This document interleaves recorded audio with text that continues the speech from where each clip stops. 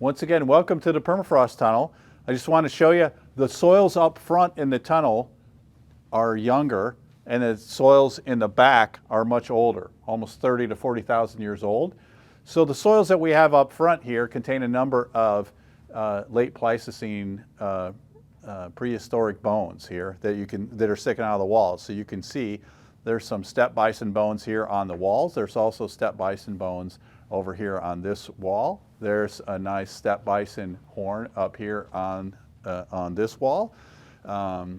Anyway, so these are the species that were living and dying here in the permafrost zone here of interior Alaska during the late Pleistocene.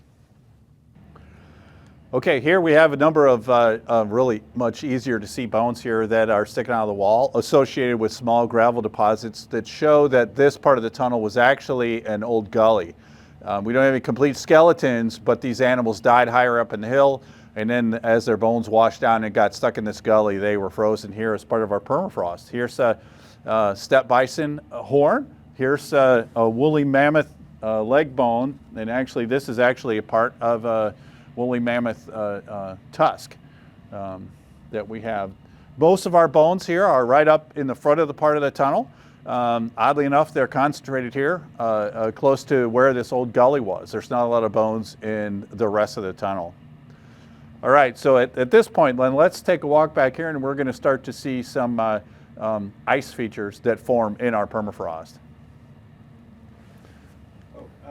Oh wait, I forgot. Do you want me to talk about, okay, this is usually where I talk about the organic matter. Yeah, I was going to say, could you...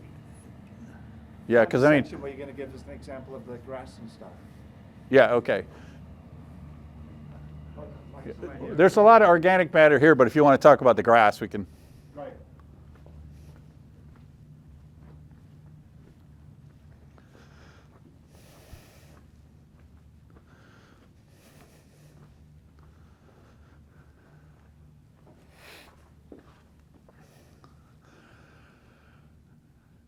Okay, one really common feature of the permafrost here in interior Alaska is that it is very high in organic matter content. Here's an example of some late Pleistocene sod that one wet fall day it, slid off the side of a little gully, fell on its face, and then it got covered over, only to be uncovered here. This is actually part of the ecosystem that supported those woolly mammoths and steppe bison here in interior Alaska during the end of the last ice age. Our permafrost here is very high organic matter content, and what that means is it's very similar to a lot of the permafrost, similar permafrost in Siberia. It has very high organic matter content that was contained and frozen in the permafrost. One thing that was interesting for me to understand is that where in the rest of the world, when things died and fell on the forest floor, the vegetation rotted and immediately got incorporated into the soil. Whereas here, it was too cold and dry to do that. And so instead of it rotting, it just got covered over by the ongoing silt, the glacial loess blowing in from the mountain ranges. And then it was frozen inside the permafrost. And so now that's what gives us such high organic matter permafrost here. Okay, the next feature that we're going to talk about, I want to explain to you about ice wedges. Ice wedges form when the ground is super cold, 50 or 60 below, and the ground contracts and cracks. Water gets into it, and then a little bit of water freezes. It's a point of weakness in the soil. Then over time, this continues to happen in the same spot, and it creates these features in the permafrost called ice wedges.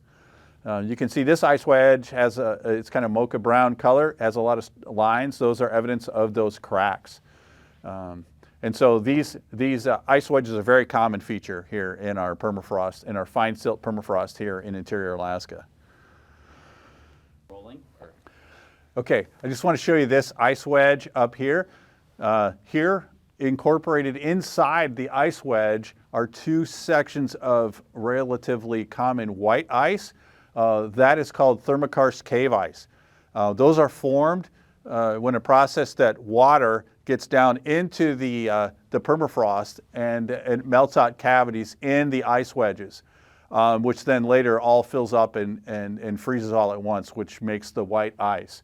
But that's evidence of processes that have been occurring over the last 40,000 years that are currently occurring on the surface right now. Water gets down in and degrades the permafrost much faster than changes in the air temperature. But here we have examples of where that has occurred in the past, but then it has restabilized.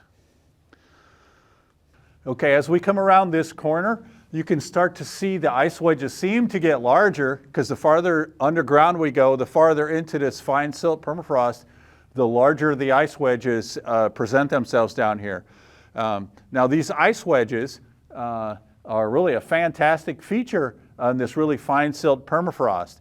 But they also are quite the problem for people building, especially roads, but also structures. Because when the fine silt permafrost is frozen, as long as it stays frozen, it can support our roads relatively well. But if there's an ice wedge underneath the road, then keeping the ice wedge frozen is a much, much more difficult task. And melting ice wedges tend to create those real dips that we call frost heaves in the roads around here and make it really difficult for the DOT folks to be able to maintain our roads. Yes, as you can clearly see, reticulate chaotic cryostructures, always heavily associated with the thermokarst cave ice and the brown goo, which is evidence of microbial activity in working in this frozen thermokarst cave ice.